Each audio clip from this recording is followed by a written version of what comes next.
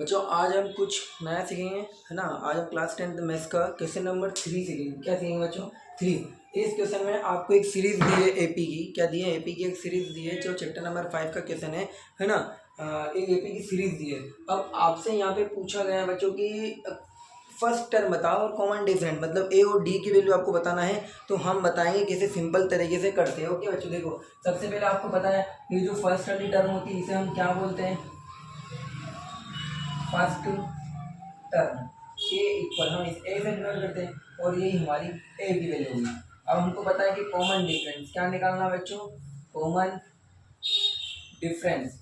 तो common difference का formula हमने आपको बताया था, d equal a two minus का ए वन, है ना।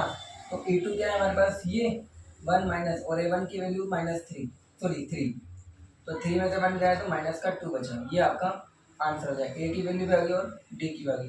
वैसे इस क्वेश्चन को देखो, इसमें भी आपको करना है फर्स्ट टर्म ए इक्वल कितना है बच्चों? माइनस का फाइव, दिख ही रहा है स्पष्ट, है ना। फिर हमें निकालना है कॉमन डिफरेंस।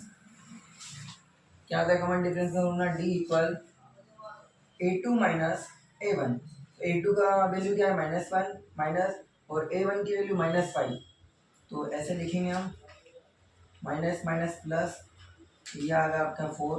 ओके, तो ये आपका डी की वैल्यू होगी और ये आपकी ए की वैल्यू होगी ना। आप ये भी सकते हो डी।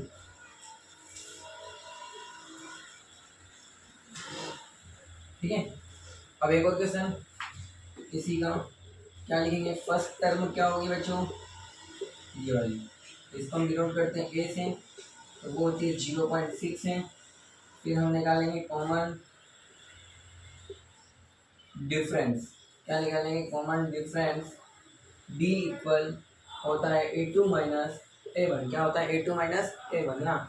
ए टू की वैल्यू ये रही 1.7 माइनस ए वन की 0.7 थी, सॉरी 0.6। तो माइनस करेंगे 7 में 6 गया 1, तो ये आपका आंसर आएगा। ठीक है, ये क्वेश्चन इंपॉर्टेंट है। ये क्वेश्चन इंपॉर्टेंट है, एग्जाम में पूछा जाता है। तो आप कोशिश करना जैसे अच्छे से करने की और रिवीजन करने की। बिना रिवीजन के आप नहीं सीख पाओगे। बोर्ड एग्जाम में यहाँ से क्वेश्चन पॉसिबल है कि आएगा, है ना बच्चों। आपको समझ में आया तो हमारे चैनल को लाइक सब्सक्राइब और शेयर भी करना। आप शेयर करने से क्या होगा, दूसरे बच्चे भी सीख जाएंगे। ओके बच्चे, गुड लक।